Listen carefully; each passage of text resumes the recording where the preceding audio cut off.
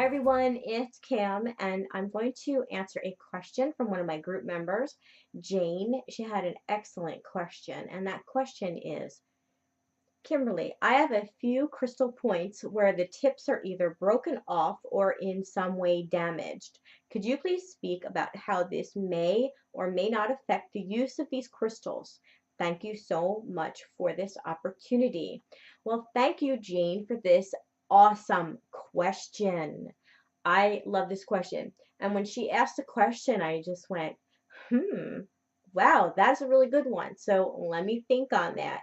Now, I have no scientific proof or anything like that. We're just going with the Kim tuition, kind of how I see, how I feel when I'm working with crystal points. Many of you who watch my videos or who are following me on Facebook or in my Facebook group know how much I love natural points. I love them. I prefer them hands down to any cut and polished point.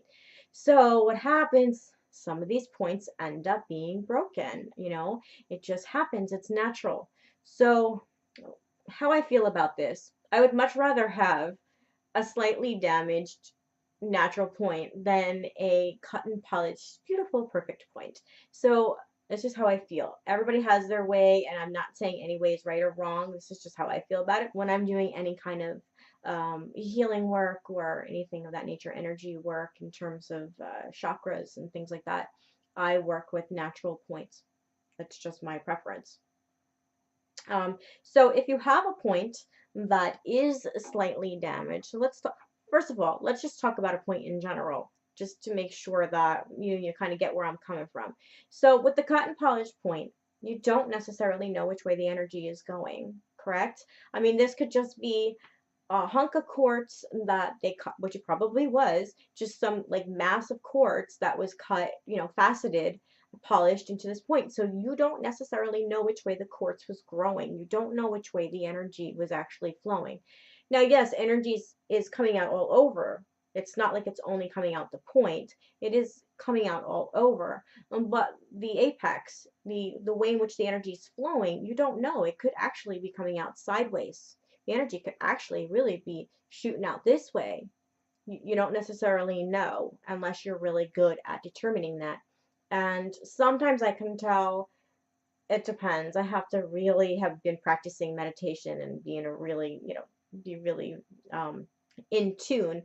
But sometimes at night I can actually see the energy coming out of the crystal. And this is where I base my opinion on. Okay. So that's why I'd rather use a natural point, because I know it's coming out that way. I don't have to try to see it and feel it, and I know it's coming that way. You can work with the crystal in that way anyway, but if you're looking for laser specific type of energy work, you do want to go with one that you absolutely know that the energy is going a certain direction, and so that's why I like the natural ones. If you're working with a point that is slightly damaged, all right, if it's really damaged, I wouldn't use it for any type of work that I need for like a laser precision type of energy work. You can still use it for holding, for meditation. Um, you can still use it, to sleep with, or just in general for a good mojo. You can still program it and things like that. But if you're looking for specific kind of energy work where you want that energy to go to a certain spot, if you're doing like an aura repair or certain areas in the physical body that you just really want to target on a specific location, you may want to stick with a point that is not broken, because when it has that little chip, and I don't know if it's going to show up, when it has that little chip, I'd rather work with it. At least that's natural, and I know that it's coming out this way and not coming out this way.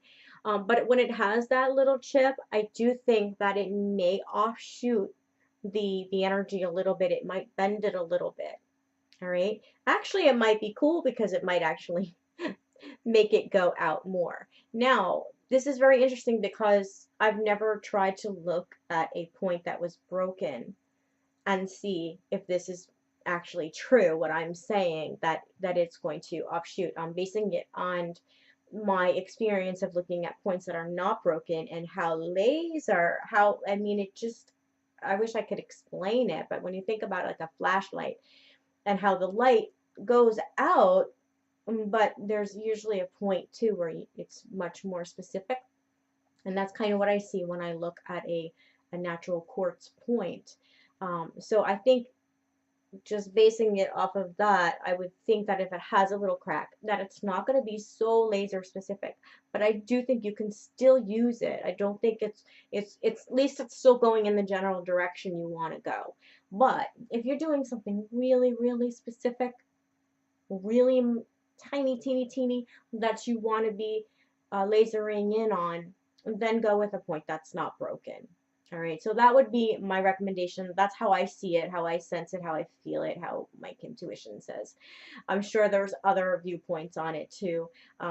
Do I think that it's still beautiful and you can work with it? Absolutely. I have a lot of broken points, and I still use my broken points in grids and crystal grids because it's not like I'm really trying to anchor in or zone in on a very specific area. As long as I know that it's going in a certain direction, and then I think all is good. I do think it alters it just a teeny, teeny bit, and it depends on what you're using it for. So I hope that answers your question, Jane. If anybody has any other recommendations or other perspectives, please feel free to share in the comments below, because there's really no right or wrong when working with crystals, correct? As long as we practice safe crystals and we are safe about it and we come from a heart-centered place and we use it for the good of all, I think we're in pretty good shape, right? So I'd love to hear your comments too. If you have any recommendations or suggestions or ideas that you want to share with Jane, feel free to let us know in the comments. And if you'd like to join our Facebook group, it's a great group. I'll put that link below. Come join us. On the weekends, we do crystal reading weekends where we practice reading and sensing the energy of crystals. You may even have a chance to ask a question and have me do a video about it. Thank you so much for tuning in. And as always, have a blessed day. Bye.